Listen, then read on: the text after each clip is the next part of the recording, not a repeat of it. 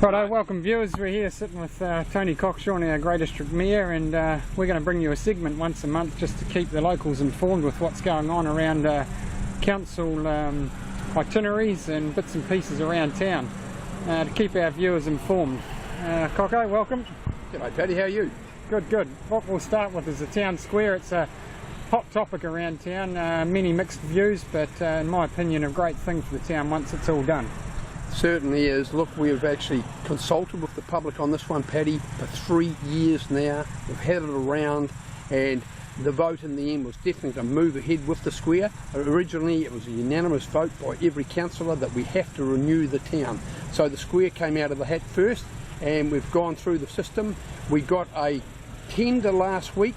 There was a few tenders in on it, and the lowest tender was $1.8 million, and we've accepted that.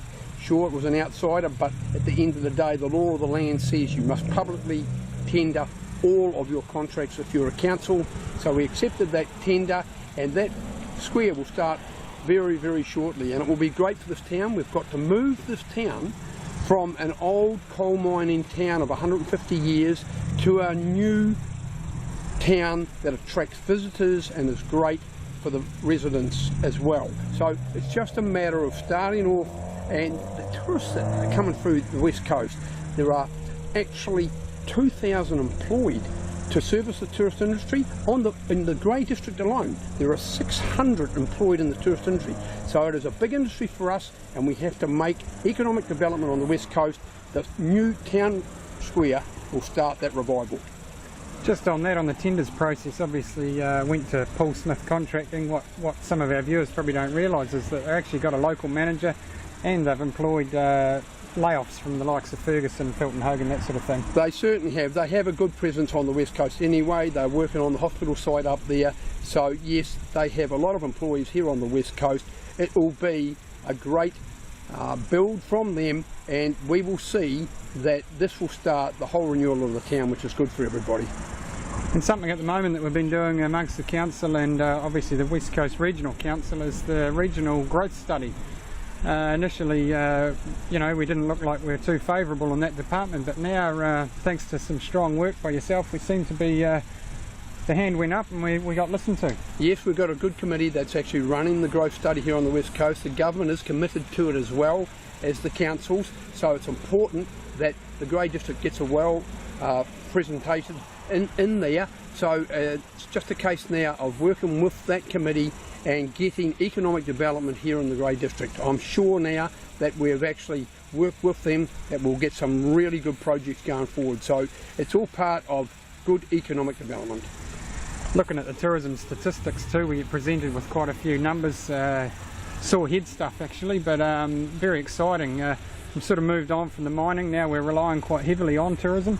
We certainly are. Look, mining, when I grew up here on the west coast, employed thousands. Here in the Grey District now, it's down to only 40 jobs.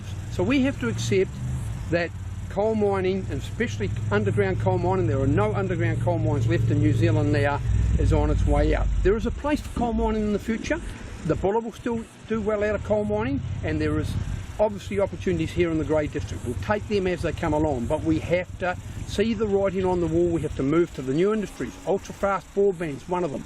We've got ultra-fast broadband in the Grey District, and you can literally now work in the Grey District, and you can actually be here and work in New York, London, out of your lounge at home. This is where the country is moving now, and we have to take a part of that new transition. And on that, you can come here and work on the coast and also play a bit of croquet soon. I see there's a bit of work going on up there at the rec centre. Fill us in where we're at with that. Yeah, with the recreation centre build of $22 million, now that that's completed, we were right on tune with the croquet club, but sadly last year, about March last year, when they were trying to put the surface down, the rains started and they missed out just by 1 week. Well, as we all know, the last 6 months has done nothing but rain here on the west coast, so they haven't been able to get back on it. They need 3 weeks good weather to be able to complete the croquet club.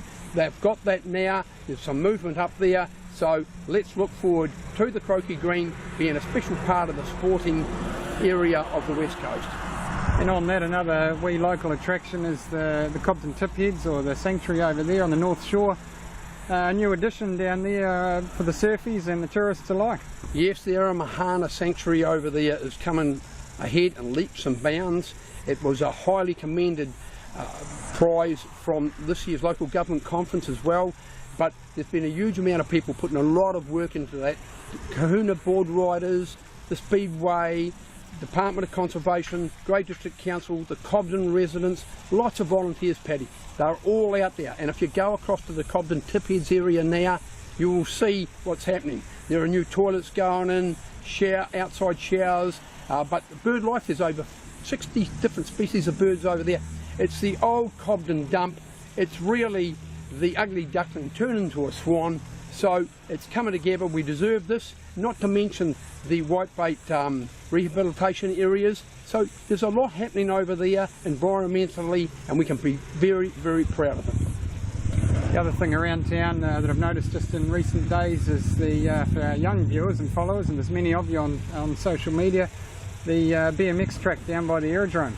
Yeah, we built the BMX. Actually, the BMX track was something that was built there 25 years ago, but it went into disarray and it wasn't looked after.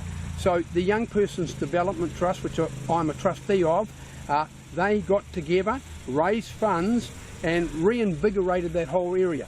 It's once again, it just needed a little bit more maintenance. There's been a good volunteer team down there over the last month, really making that something where the young people can go down with their BMXs and actually have a great time out.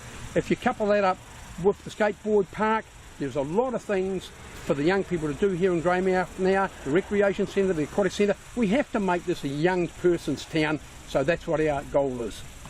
And some sad news coming out in the last week, maybe for some of our older folk and the historians out there.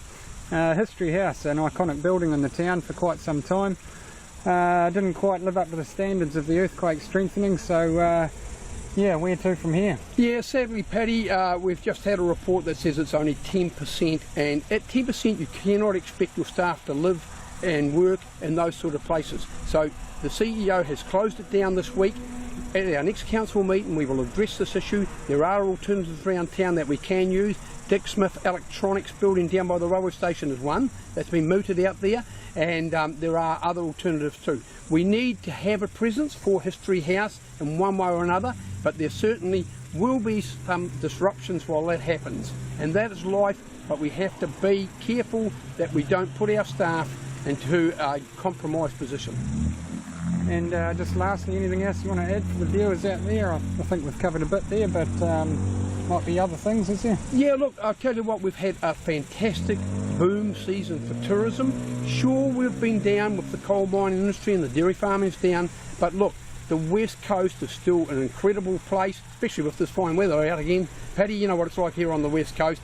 If it's wet, we get despondent, but we only need 2 days fine weather, and it's the best place on earth.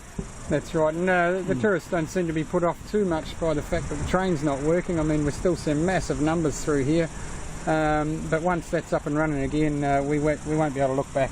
Well, I mean, tourism is a real bright spot. There's a lot of people employed in the tourist industry.